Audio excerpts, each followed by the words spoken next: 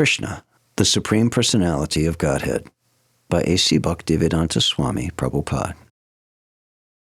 Chapter 28. Releasing Nanda Mahārāja from the clutches of Varuṇa. The Govardhan ceremony took place on the new moon day. After this, there were torrents of rain and hailstorms imposed by King Indra for 7 days. 9 days of the waxing moon having passed, on the 10th day King Indra worshipped Lord Krishna, and thus the matter was satisfactorily settled. After this, on the 11th day of the full moon, there was Ekadasi. Mahārāja Nanda observed fasting for the whole day, and just early in the morning of the Dwadasi, the day after Ekadasi, he went to take bath in the river Jamuna. He entered deep into the water of the river, but he was arrested immediately by one of the servants of Varuṇa. These servants brought Nanda Mahārāja before the demigod Varuṇa and accused him of taking a bath in the river at the wrong time. According to astronomical calculations, the time in which he took bath was considered demoniac. The fact was, Nanda Mahārāja wanted to take a bath in the river Jamuna early in the morning, before the sunrise, but somehow or other he was a little too early, and he bathed at an inauspicious time. Consequently, he was arrested. When Nanda Mahārāja was taken away by Varuṇa's servants, his companions began to call loudly for Krishna and Balaram.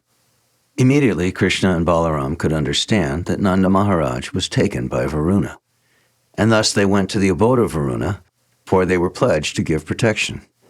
The inhabitants of Vrindavan, the unalloyed devotees of the Lord, having no other shelter than the Supreme Personality of Godhead, naturally cried to him for help, exactly like children who do not know anything but the protection of their parents. Demigod Varuṇa received Lord Krishna and Balaram with great respect and said, "My dear Lord, actually at this very moment, because of your presence, I am materially defeated. Although I am the proprietor of all the treasures in the water, I know that such possessions do not make for a successful life. But this moment, as I look at you, my life is made completely successful, because by seeing you, I no longer have to accept a material body. Therefore, O Lord, Supreme Personality of Godhead, Supreme Brahman and Super Soul of everything, let me offer my respectful obeisances unto you. You are the Supreme Transcendental Personality. There is no possibility of imposing the influence of material nature upon you. I am very sorry that by being foolish, by not knowing what to do or what not to do, I have mistakenly arrested your father, Nanda Mahārāja. So I beg your pardon for the offense of my servants. I think that it was your plan to show me your mercy by your personal presence here. My dear Lord Krishna, Govinda, be merciful upon me. Here is your father. You can take him back immediately."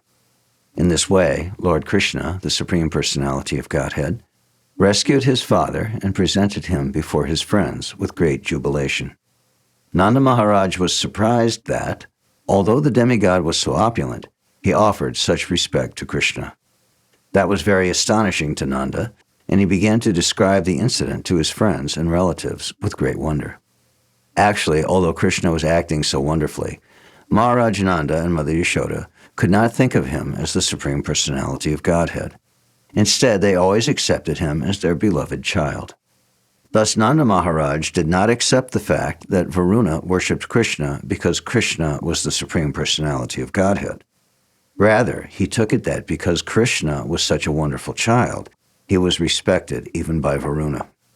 The friends of Nanda Mahārāja, all the cowherd men, became eager to know if Krishna were actually the Supreme Personality, and if he were going to give them all salvation. When they were all thus consulting among themselves, Krishna understood their minds, and in order to assure them of their destiny in the spiritual kingdom, he showed them the spiritual sky. Generally, ordinary persons are engaged simply in working hard in the material world, and they have no information that there is another kingdom or another sky, which is known as the spiritual sky, where life is eternal, blissful, and full of knowledge. As it is stated in the Bhagavad Gita, a person returning to that spiritual sky never returns to this material world of death and suffering. Krishna, the Supreme Personality of Godhead, is always anxious to give information to the conditioned soul that there is a spiritual sky, far, far beyond this material sky, transcendental to the innumerable universes created within the total material energy. Krishna is, of course, always very kind to every conditioned soul, but as stated in the Bhagavad Gita, he is especially inclined to the devotees. Hearing their inquiries, Krishna immediately thought that his devotees in Vrindavan should be informed of the spiritual sky and the Vaikuntha planets therein. Within the material world, every conditioned soul is in the darkness of ignorance. This means that all conditioned souls are under the concept of this bodily existence. Everyone is under the impression that he is of this material world, and with this concept of life, everyone is working in ignorance in different forms of life. The activities of the particular type of body are called karma, or fruitive action. All conditioned souls under the impression of the bodily concept are working according to their particular types of body. These activities are creating their future conditional life. Because they have very little information of the spiritual world, they do not generally take to spiritual activities, which are called bhakti yoga. Those who successfully practice bhakti yoga, after giving up this present body, go directly to the spiritual world and become situated in one of the Vaikuntha planets. The inhabitants of Vrindavan are all pure devotees. Their destination after quitting the body is Krishna Loka. They even surpass the Vaikuntha Lokas. The fact is, those who are always engaged in Krishna consciousness and mature, pure devotional service are given the chance after death to gain Krishna's association in the universes within the material world.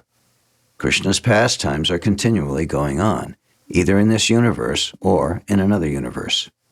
Just as the sun globe is passing through many places across this earthly planet, so Krishna Lila, or the transcendental advent and pastimes of Krishna, are also going on continually, either in this or another universe. The mature devotees who have completely executed Krishna consciousness are immediately transferred to the universe where Krishna is appearing. In that universe, the devotees get their first opportunity to associate with Krishna personally and directly. The training goes on, as we see in the Vrindavan Leela of Krishna within this planet. Krishna therefore revealed the actual feature of the Vaikuntha planets so that the inhabitants of Vrindavan could know their destination. Thus Krishna showed them the eternal, ever-existing spiritual sky, which is unlimited and full of knowledge. Within this material world, there are different gradations of forms, and according to the gradations, knowledge is proportionately manifested.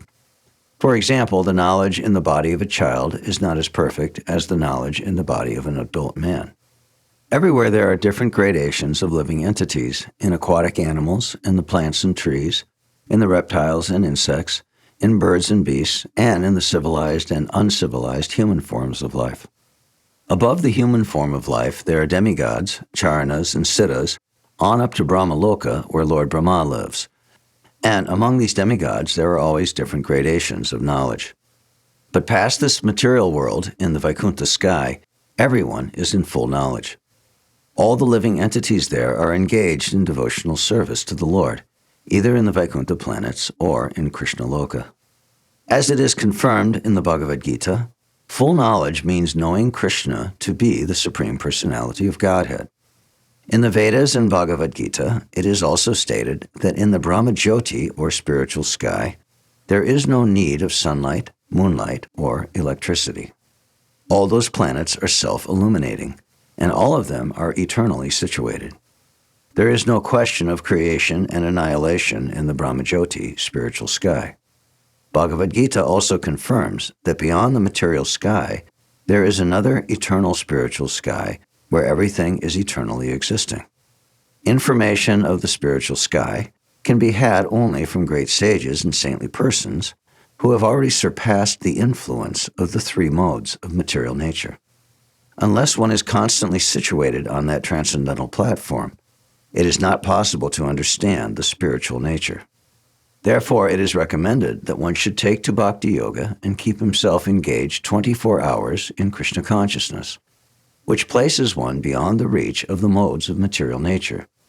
One in Krishna consciousness can easily understand the nature of the spiritual sky and Vaikuntha Loka. The inhabitants of Vrindavan, being always engaged in Krishna consciousness, could therefore very easily understand the transcendental nature of the Vaikuntha Lokas. Thus Krishna led all the cowherd men, headed by Nanda Mahārāja, to the lake where Akrura was later shown the Vaikuntha planetary system. They took their bath immediately and saw the real nature of the Vaikuntha Lokas.